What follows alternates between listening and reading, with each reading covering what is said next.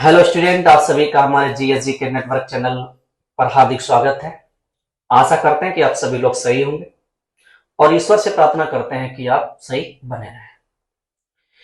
मित्रों, आज का जो हमारा विषय है वो है फंडामेंटल ड्यूटीज यानी मूल कर्तव्य, जो कि कंपटीशन में बहुत अधिक पूछा जाता है।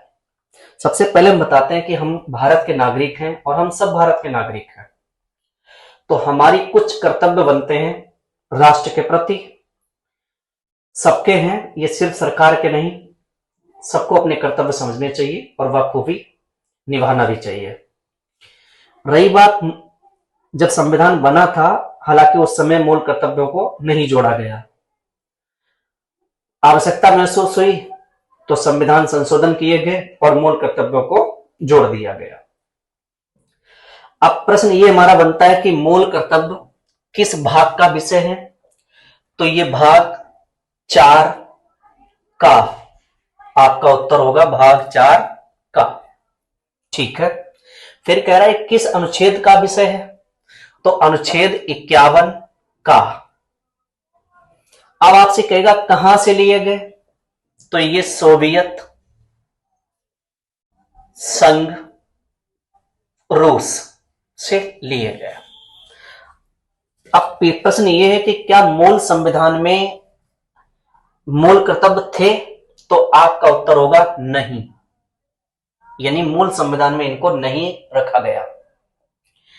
अब ये कह रहा है कि किस समिति की सिफारिश पर ये जोड़े गए, तो आपका उत्तर होगा सरदार स्वर्ण सिंह समिति। तो सरदार स्वर्ण सिंह समिति की सिफारिश से मूल कर्तव्यों को भारतीय संविधान में जोड़ा गया।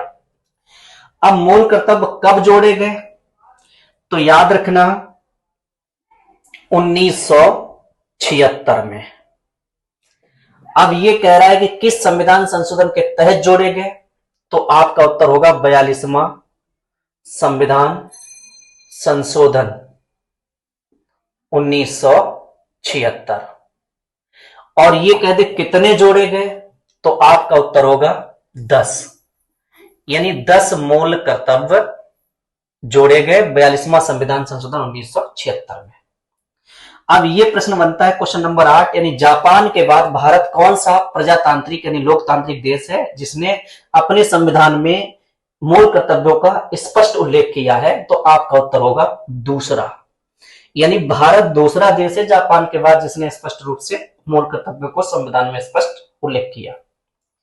अब क्वेश्चन नंबर 9 ये कि यूएनओ यानी यूनाइटेड नेशन ऑर्गेनाइजेशन की चार्टर की कौन सी धारा के तहत मानव अधिकारों को सार्वभौमिक घोषणा के साथ भी मूल कर्तव्यों का सामंजस्य है, तो यहां पे चार्टर अगर पूछे तो 29(1) यानी चार्टर 29(1) धारा के तहत, यानी मानव अधिकारों को सार्वभौमिक घोषणा के साथ मूल कर्तव्यों का सामंजस्य जोड़ा गया। क्लियर है। अब प्रश्न नंबर 10वां करता है कि वर्तमान में मूल कर्तव्य कितने हैं, तो बंधु 11, यानी वर्तमान में 11 मूल कर्तव्य हमारे हैं। 11वां मूल कर्तव्य कब जोड़ा गया, किस संविधान संशोधन के तहत जोड़ा गया, बड़ा प्यारा प्रश्न है। तो यहां पर आपका उत्तर हो जाएगा 86वां संविधान संशोधन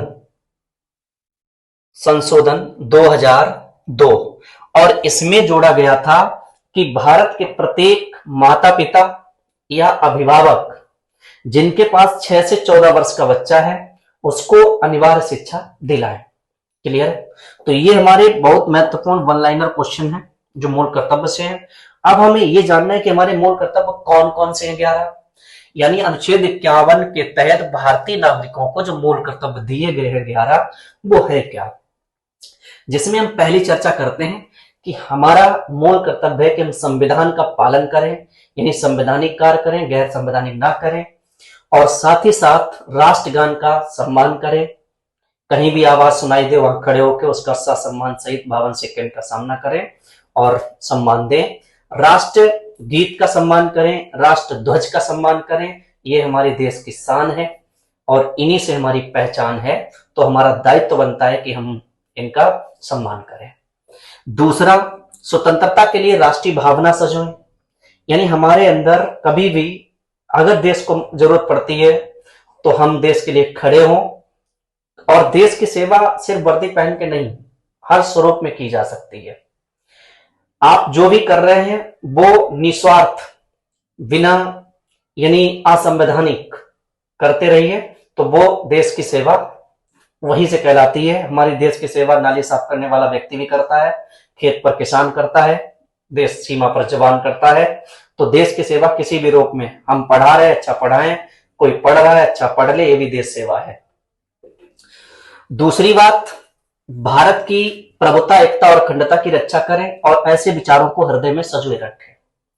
कभी भी मैं खंड भारत की बात नहीं, बल्कि मैं अखंड भारत की बात करेंगे। भारत की एकता, प्रभुता और संप्रभुता को हमें सजोए रखना है, बनाए रखना है, अछोड़ रखना है। ये मेरी ड्यूटी है, आपकी ड्यूटी है, सबकी ड्यूटी है, ये सिर्फ सरकार की नहीं। देश की रक्षा करें, बुलाने पर सेवा करें।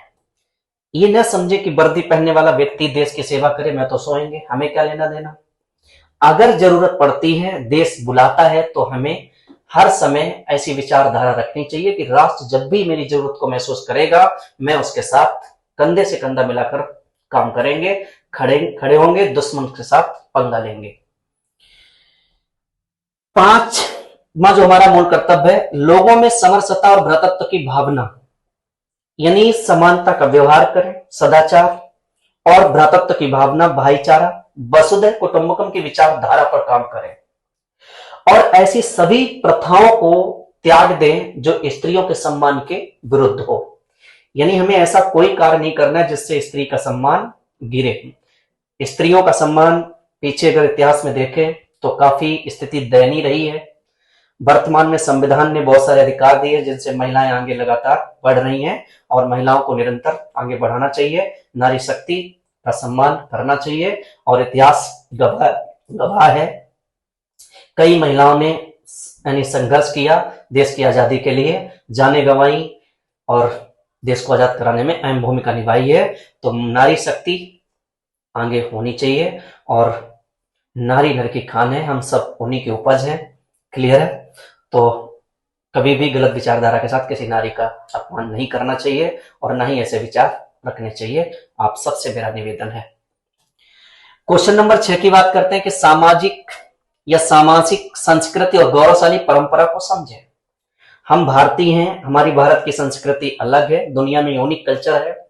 विश्व में अलग अलग देशों की अलग अलग संस्कृति है, हमारे देश की अपनी संस्कृति है।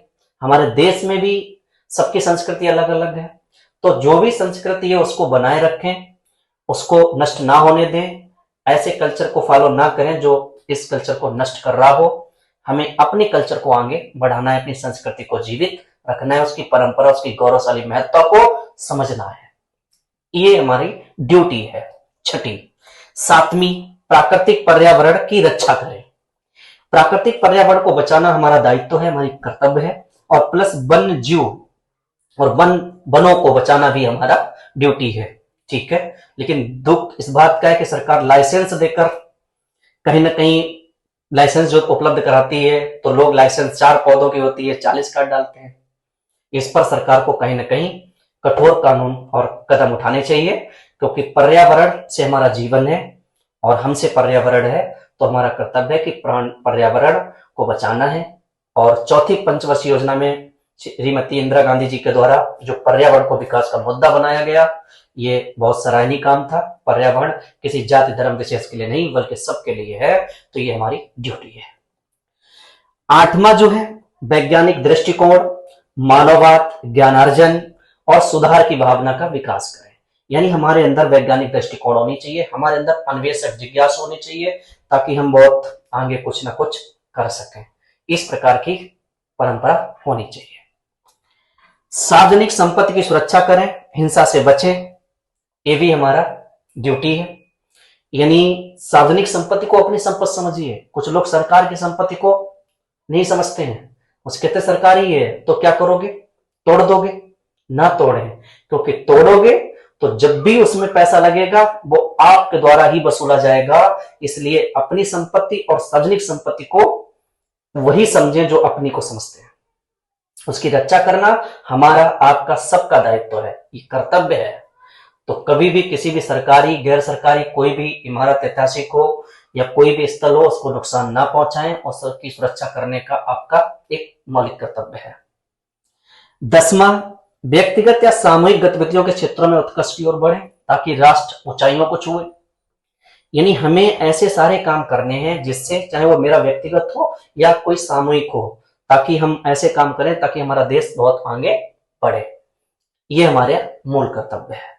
और अंतिम जो 11वां मूल कर्तव्य है वो 86वें संविधान संशोधन 2002 के तहत जोड़ा गया और उसमें कहा गया कि 6 से 14 वर्ष के बच्चों को स्कूल जरूर भेजें ताकि वो पढ़ें, शिक्षा अर्जित करें। और शिक्षा जीवन का एक मूल आधार है। इससे किसी भी ऊंचाई को छूना आसान है। तो प्रत्येक नागरिक का दायित्व है कि अपने बच्चों को भेजें ताकि उनकी शिक्षा में सुधार हो, उनको ज्ञान का अर्जन हो और अर्जित होने और आगे वो अपने फ्यूचर को यानी ब्राइट बनाने में भूमिका निभाएं। आप सबसे निवेदन है कि जो भी गार्जियन बच्चों को नहीं भेज रहे हैं प्लीज भेजें, क्योंकि शिक्षा बहुमूल्य है और वो आपके यानी फ्यूचर का एक ऐसा मोल है जिसकी हम कल्पना नहीं कर सकते। अतः कुछ लोग कहते हैं सरकार क्या करती है, सरकार ने आपको स्कूल, खाना पीना, कपड़े लत्ते, पुस्तकें और दोनों माध्यम दे दिए, इंग्लिश और हिंदी, और हम सिर्फ बच्चों को भेज नहीं रहे हैं, जो सबसे बड़ी हमारे जीवन की गलती हो रही है। इसको पहचाने और आप सब लोग हंसते रहिए, खेलते रहिए। ये वीडियो इसी प्रकार से बनाते रहेंगे। अच्छा लगे तो सब्सक्राइब करिए, लाइक करिए और आगे शेयर करिए।